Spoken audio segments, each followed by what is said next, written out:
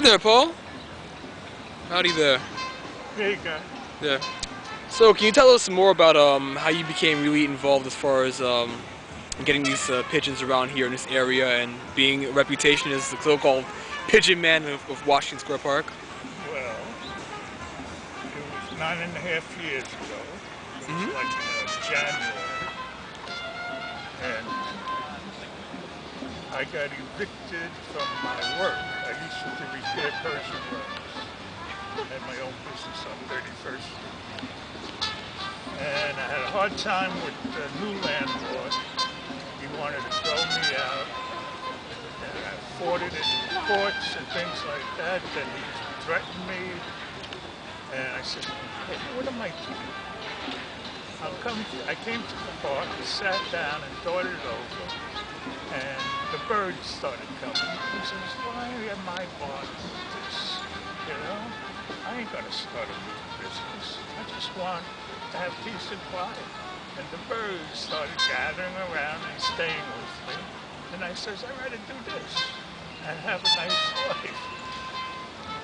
So eventually the birds came all the time. It's the same flock.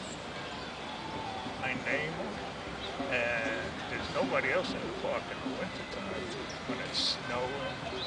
Then the squirrels came, and it all just, this is what I want to do. So it just kind of happened, basically. Yeah, I'd rather be with the birds than human beings.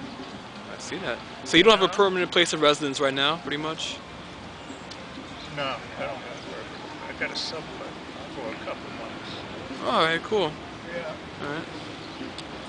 So, and it just, eventually snowballed. Then I got interns coming, having fun. Everybody was joining me. See. Can you tell us more about some of the pigeons here, some of the names that you've given them? Yeah, my favorite one is Hoppy. He has one leg. And he's just got one leg, and he survived. He was one of the first I ever met.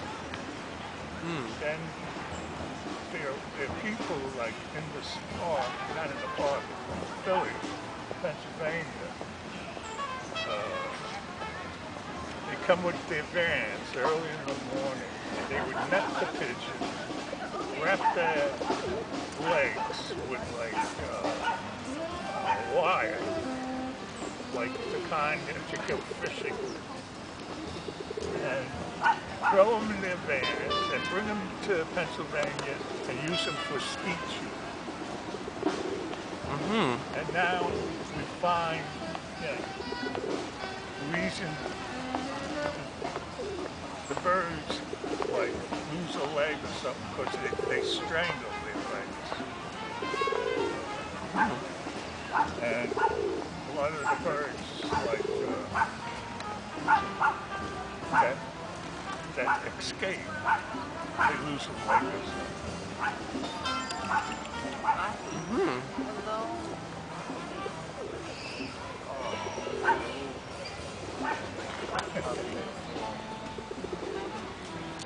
So, morning. What do people say when they first see you with these pigeons all around them? They're surprised. How do you do that? I say they trust me, that's all. I know their mothers and fathers. I'm their nanny. Sure seems so. So, what do you make of also? Do you also try to like counter the negative stereotypes of pigeons, like they're dirty, filthy No, creatures? that's a myth. Complete myth. What do you make of this? What do you make of it though, as far as it existing and people actually believing it? Well, they're ignorant. That's all. The pigeons were awarded medals in World War I, World War II. They were the cell phones. They would go from one unit to another unit in Europe, and they would save lives. And they would get medals. Some of them he couldn't even fly. They had oil on their wings. And they would walk.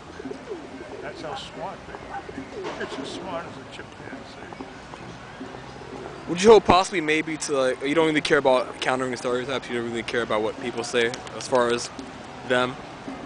Yeah, I don't care what people say. They're ignorant. That's all. When I was a kid, we had them on the roof in the Bronx, and they would take them like to Coney Island, the pigeons, and they used to say to me, "Tell me which one comes in first, second, third." And I used to wait there. You'd race them or? Yeah. In Coney Island? Wow. From Coney Island to the Bronx. They flew all the way? Yeah. Wow. Oh yeah. All the way from Coney Island, the southernmost part of Brooklyn, to the Bronx? Right. How do you monitor that though? How do you like keep tabs of that all the way throughout the end though?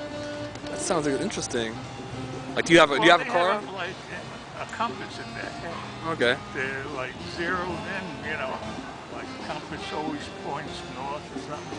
They know exactly where they're gonna go. Yeah, I've read that they know their sense of direction. They know where to Yeah. actually travel. Like, so, well, make a long story short, I didn't know they were betting on who came in first, second, you know. These are some adorable birds, I have to say. Look how it's like cemetery. His back, his color. It's just amazing how you've really managed to do this. This is like the first time I've ever seen like pigeons this trusting of people, and I feel like you're the catalyst for that. You've helped, at least the way you've done this, you helped educate people to realize that pigeons aren't all these ugly birds with rabies and whatnot. Yeah. But they're very cute and they're actually very intellectual, as you've said. They've proven that. I'm wondering. Well, what I do also, you know, after 3 o'clock, the kids come out of school. And they used to like throw snowballs at them, you know, and at the squirrels too. And once they realize how nice it is to have it in your hand, and they'd be nice to pigeons and squirrels. They'll be nice to human beings, you know. They appreciate the trust they have. Why can't we be friends? Why can't we be friends? I see that. So what's an average day in the life for you when you're coming out here? You come here like every day of the week pretty much? Almost? Yeah, almost. Okay. So what time do you arrive here on average? After 2, Okay. because I let people eat their lunch. Okay. Okay. So I've seen it. And hey Larry, what's up? What's up, bro? This is also one of the people who helps out the pigeons. Larry's a pretty cool guy. Hey, Jocko. They all go. They are currently eating a lot of stuff. Yes. And in the summertime, we get all tourists. They love it. The whole idea of holding a bird. I've actually witnessed the whole thing when you come here. Like I remember you were sitting all the way over there when I came, and then you got up and you walked over here, and the most amazing thing happened. All the pigeons followed you. Like I've never really seen that. That's just an amazing thing. It is fun.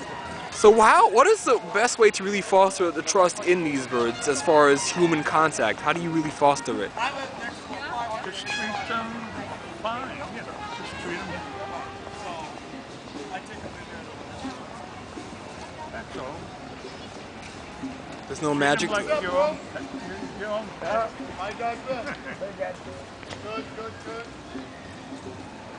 Treat them with love and care, and they'll return it back. Yeah, they need it. Okay.